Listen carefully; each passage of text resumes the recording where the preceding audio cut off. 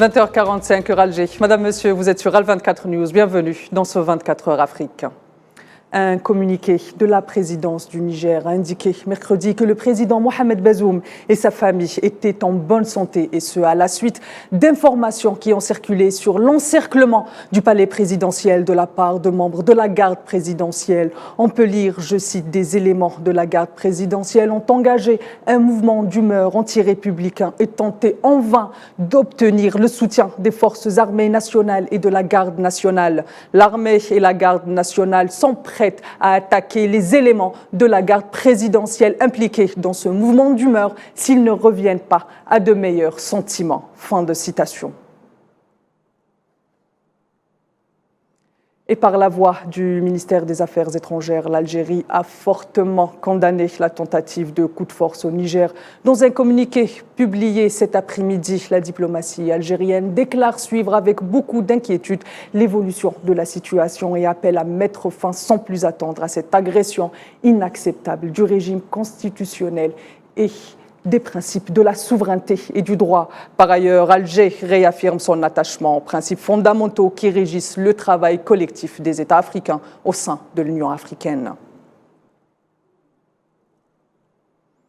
Et sur instruction du président algérien Abdelmajid Tebboune, le chef de la diplomatie algérienne Ahmed Attaf s'est entretenu au téléphone avec son homologue nigérian Massoudou Hassoumi. À travers cette communication, Ahmed Attaf a demandé au chef de la diplomatie nigérienne de réaffirmer au président Bazoum tout le soutien et la solidarité du président algérien dans cette épreuve que traverse le Niger, en souhaitant que le pays puisse triompher d'elle rapidement et revenir avec force et détermination sur la voie de la stabilité politique et institutionnelle.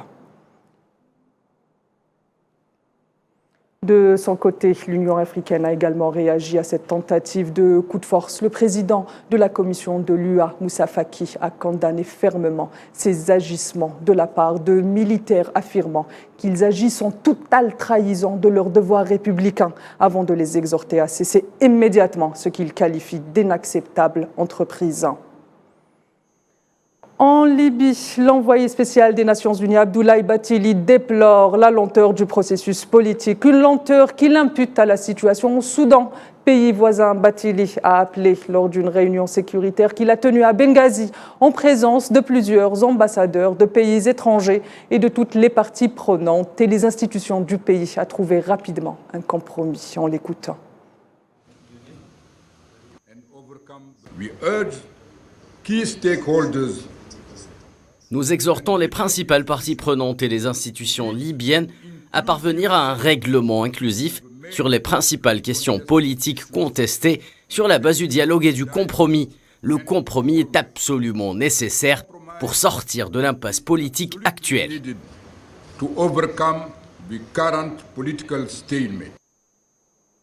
L'émotion des retrouvailles au sein des familles de réfugiés soudanais au Tchad, c'est le soulagement pour plusieurs membres de la même famille qui ont dû quitter pour fuir les combats qui rongent le pays depuis plus de 4 mois. Un déchirement qui vient s'ajouter au drame humanitaire que le peuple soudanais vit au quotidien à l'intérieur et à l'extérieur du pays.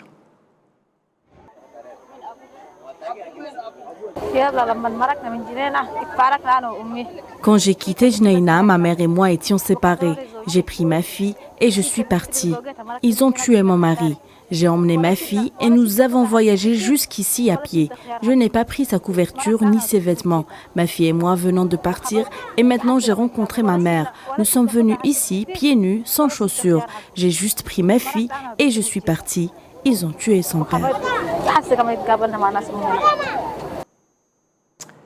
Et au Maroc, des voix s'élèvent de l'extérieur du pays pour protester contre la situation des journalistes. C'est le cas de l'organisation PEN International qui appelle le Maroc à cesser la persécution des journalistes. L'organisation proteste vigoureusement contre la décision de la Cour de cassation marocaine quant au refus des recours présentés par les collectifs de défense des journalistes Sleiman Ressouni et Omar Radi.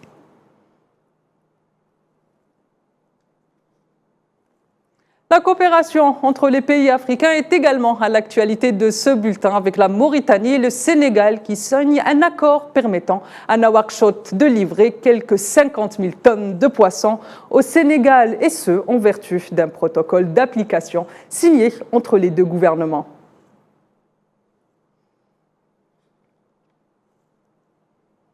Et au Nigeria, nouvel excès de violence et pas moins de 34 personnes, parmi lesquelles 7 militaires ont été tués à Zamfara, au nord-ouest du pays, à la suite d'une attaque perpétrée par un groupe armé, selon les informations rapportées par la police locale.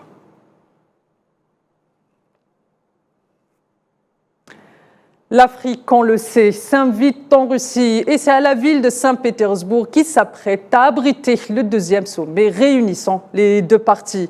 Bien entendu, l'enjeu est de renforcer la coopération économique et bilatérale, mais aussi exporter de nouvelles perspectives pour l'avenir. Depuis Saint-Pétersbourg, notre envoyé spécial Amine Touta vous en dit plus.